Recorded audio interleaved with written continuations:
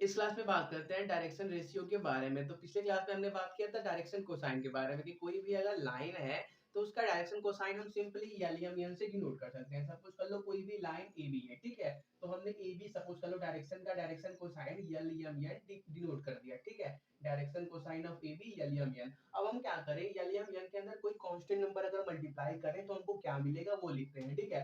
Suppose कर लो कोई constant number lambda हमने यल एम एन के अंदर मल्टीप्लाई किया तो हमको क्या मिलेगा, lambda L, lambda M, lambda N मिलेगा। यही जो नए नंबर्स मिले हैं ये, और आपका ये एजी एबी का जो डायरेक्शन कोसाइन है एक दूसरे के प्रोपोर्शनल है, दिख रहा है। यल है लैम्डा यल है, एम है लैम्डा एम है, एन है लैम्डा एन है। मतलब ये दोनों नंबर्स, ये तीनों और ये तीनों क्या है, एक दूसरे के प्रोपोर्शनल है। तो देखो डायरेक्शन कोसाइन में कोई कांस्टेंट नंबर मल्टीप्लाई करने के बाद हमने जो नया तीन नंबर्स जनरेट किया है उन्हीं को क्या बोला जाता है, डायरेक्शन रेशियो। और देखो यहाँ पे हम ए बी लाइन की बात कर रहे हैं तो हम क्या बोलेंगे, direction ratio of A B is lambda L, lambda M और लैम्डा एन। इंपॉर्टेंट बात क्या है कि जो आपके डायरेक्शन कोसाइन है और डायरेक्शन रेशियो क्या है, डायरेक्शन रेशियो जो है वो एक दूसरे के प्रोपोर्शनल है। डायरेक्शन कोसाइन क्या है, तीन कोई नंबर है जो क्या है डायरेक्शन कोसाइन के प्रोपोर्शनल है। यल अपान लैम्डा एल, एम अपान लैम्डा एन, एन अपान लैम्डा एन प्रोपोर्शनल है। मतलब क्या, सही बात है। तो देखो ये जो डायरेक्शन रेशियो है इसको सिंपली ए बी सी से डिनोट किया जाता है, ठीक है।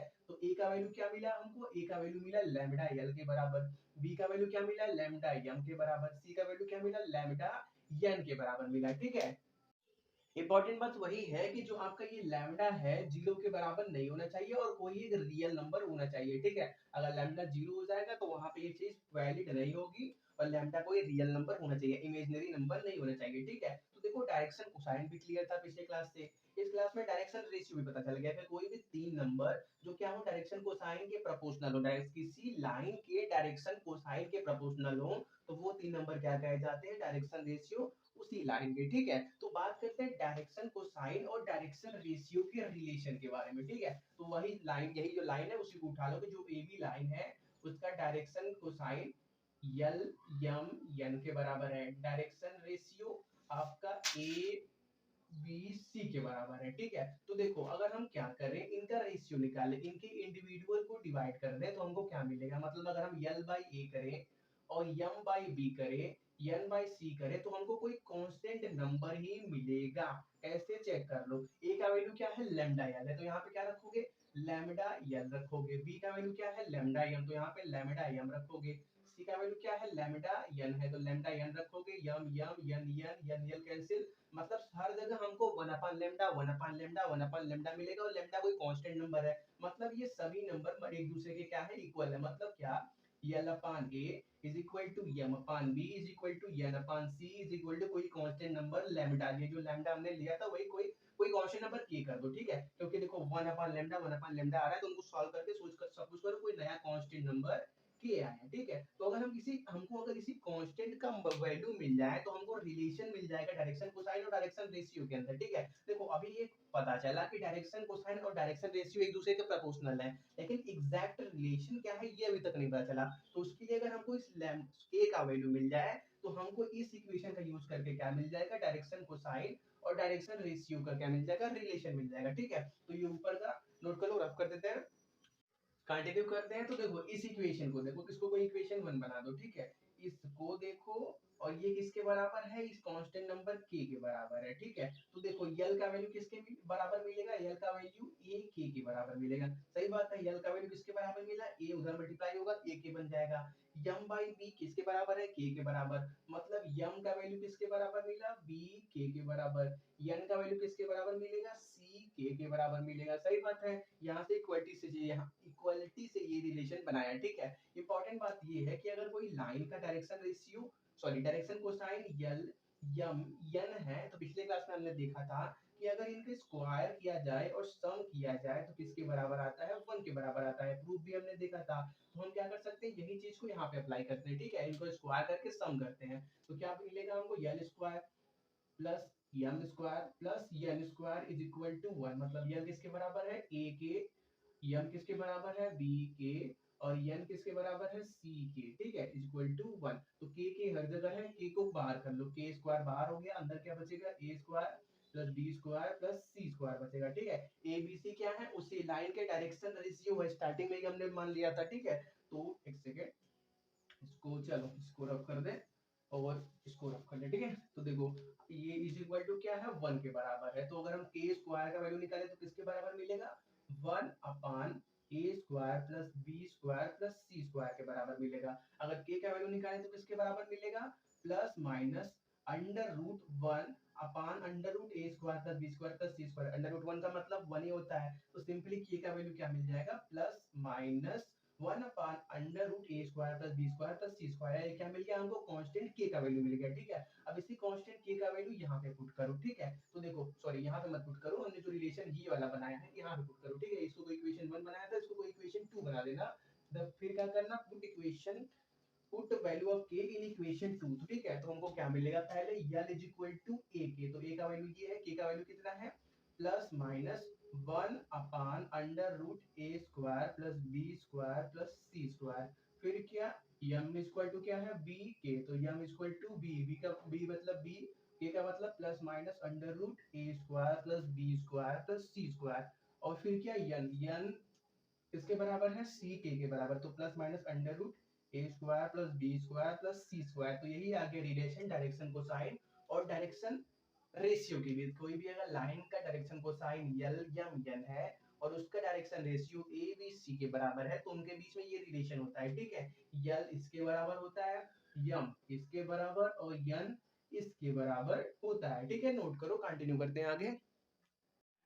हमारे पास क्वेश्चन है, find the direction cosine of a line whose direction ratio are 2 3 minus 6। ठीक है, तो एक इंपॉर्टेंट पॉइंट नोट कर लो, अगर तुमको डायरेक्शन रेशियो निकालना है किसी भी लाइन का या किसी भी वेक्टर का। ठीक है, सपोज कर लो कोई भी वेक्टर तुमको ए दिया है जिसका component a i cap plus b j cap plus c k cap है, आपको एबीसी कुछ भी हो सकता है। तो इसका अगर डायरेक्शन रेशियो निकालना है तो सिंपली एबीसी को उठा के रख लो। ये वेक्टर कोई भी हो, यूनिट वेक्टर हो या कोई भी वेक्टर हो, उससे फर्क नहीं पड़ता। डायरेक्शन रेशियो निकालना है तो एबीसी कोई भी वेक्टर का स्केलर कंपोनेंट, स्केलर का कंपोनेंट मतलब एबीसी, उनको उठा के रख दो तो वही क्या बन जाएगा, इस ए वेक्टर का डायरेक्शन रेशियो। ठीक है, अगर आपको ए वेक्टर का डायरेक्शन कोसाइन निकालना है तो उसके लिए क्या करो, पहले इस ए वेक्टर को यूनिट वेक्टर बनाओ। क्या करो, ए वेक्टर को यूनिट वेक्टर बनाओ। यूनिट वेक्टर कैसे बनेगा, जब उसके अंदर उसी का मैग्नीट्यूड से मल्टीप्लाई कर दोगे तो यूनिट वेक्टर बन जाएगा।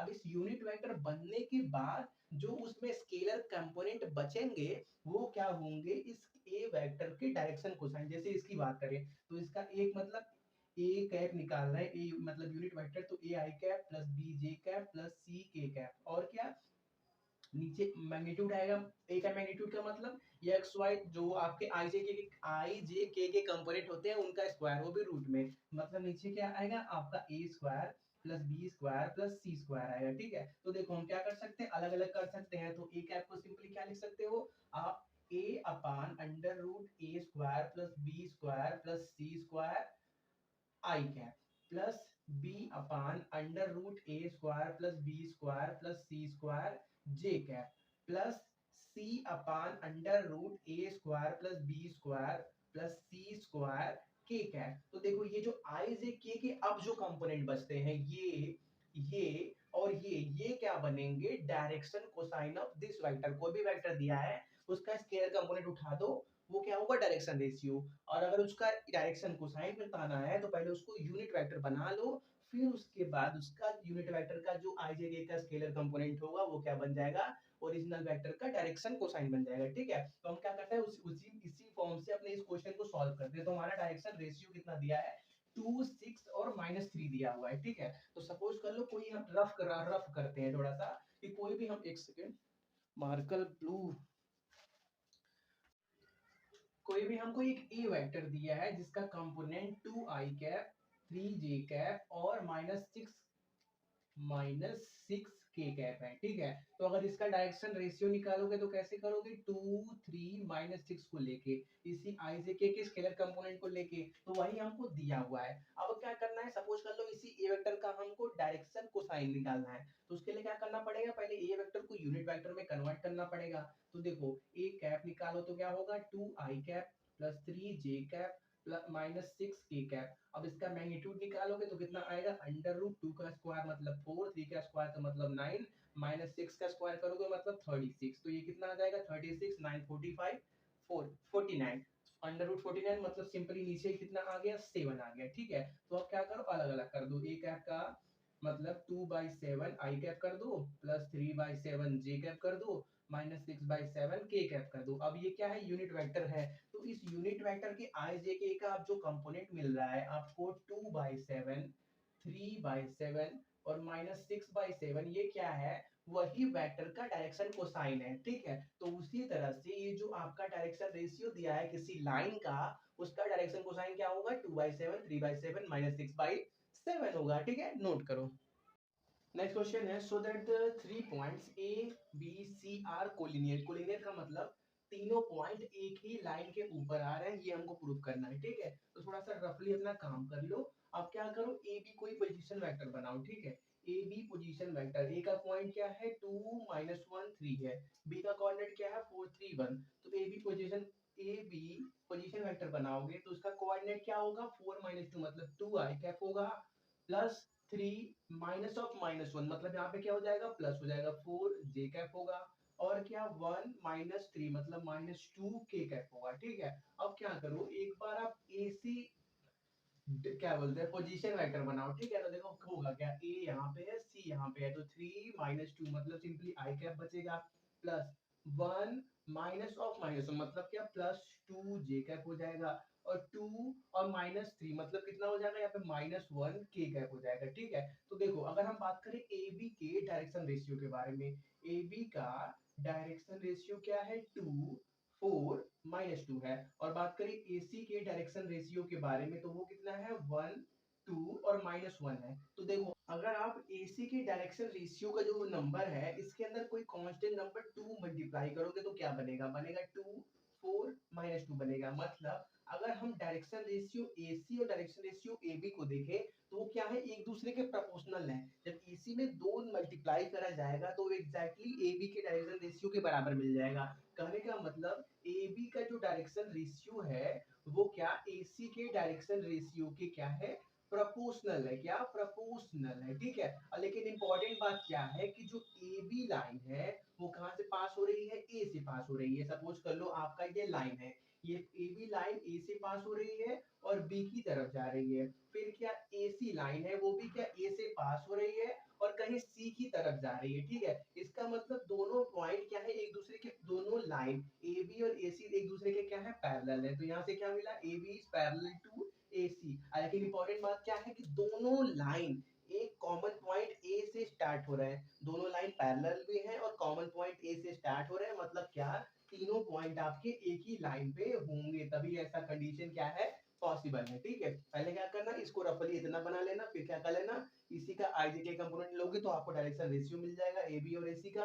फिर ऑब्जर्व करना है कि यहाँ पे देखो ए सी का डायरेक्शन रेशियो ए बी के प्रोपोर्शनल है और कहा क्या ए बी ए से स्टार्ट हो रहा है, ए सी भी ए से स्टार्ट हो रहा है, मतलब दोनों लाइन पैरेलल है और कॉमन पॉइंट की स्टार्ट होने की वजह से ये क्या हो गए, एक लाइन पे आ गए, मतलब तीनों क्या हो गए, कोलिनियर हो गए। ठीक है, नेक्स्ट बात करते हैं कि इंपॉर्टेंट पॉइंट के बारे में। ठीक है, तो देखो अगर हमने देखा क्या है, कोई भी अगर वेक्टर है उसका स्केलर कंपोनेंट ले, कोई भी वेक्टर है यूनिट भी हो या नॉर्मल कोई भी वेक्टर हो, उसका स्केलर कंपोनेंट ले तो वो क्या होता है डायरेक्शन रेशियो के बराबर, और किसी एक यूनिट वेक्टर का स्केलर कंपोनेंट ले तो वो क्या होता है डायरेक्शन कोसाइन के बराबर। ये बात पता है। तो देखो ये पहले हम यहाँ से यहाँ तक की बात करते हैं। तो लिखा क्या है, इफ एल या N are direction cosine of a line then LM NR also direction ratio of that line। यहाँ से यहाँ तक में वो एक यूनिट वेक्टर का बात किया है। ठीक है, पहले क्या बोल रहा है, LM NR direction cosine of a line, कोई भी लाइन है। ठीक है, देखो लाइन और वेक्टर का direction cosine direction ratio same होता है, पहले क्लास में बताया था। जहाँ लाइन है वहां पे आप एज अ वेक्टर भी ट्रीट कर सकते हो। ठीक है, तो कोई भी एक यूनिट वेक्टर का स्केलर कंपोनेंट क्या होता है डायरेक्शन कोसाइन। तो सपोज कर लो कोई एक बी यूनिट वेक्टर है जिसका component L I cap plus M J cap plus N K cap है। ये क्या है, बी आपका एक यूनिट वेक्टर है। तो यूनिट वेक्टर का स्केलर कंपोनेंट IJK का स्केलर कंपोनेंट क्या है, यल यम एन है। ये क्या होते हैं डायरेक्शन कोसाइन। तो if L M N are direction cosine of a line, line है वेक्टर की तरह मान लो। ठीक है, यल यम एन क्या है, इस वेक्टर के अगर डायरेक्शन कोसाइन है तो L M N are also direction ratio of that line. और डायरेक्शन रेशियो होता क्या है, कोई भी वेक्टर हो उसका स्केलर कंपोनेंट, उसको फर्क नहीं पड़ता कि यूनिट है क्या नहीं है, ठीक है। तो अगर हम इसका सिर्फ हम ये देख ले कि ये यूनिट है कि नहीं, इसको भूल जाओ, ठीक है। सिर्फ ये बी वेक्टर देखो और बी वेक्टर का डायरेक्शन रेशियो बताओ, तो किसके बराबर लिखोगे, एलियम एन के बराबर। तो इंपॉर्टेंट बात यही है कि जब कोई यूनिट वेक्टर है तो उसका डायरेक्शन कोसाइन और डायरेक्शन रेशियो क्या होंगे, इक्वल होंगे। अगर एलियम एन उसका डायरेक्शन कोसाइन है तो एलियम एन भी उसके डायरेक्शन रेशियो होंगे, ठीक है। फिर देखो आगे की बात करते हैं। बट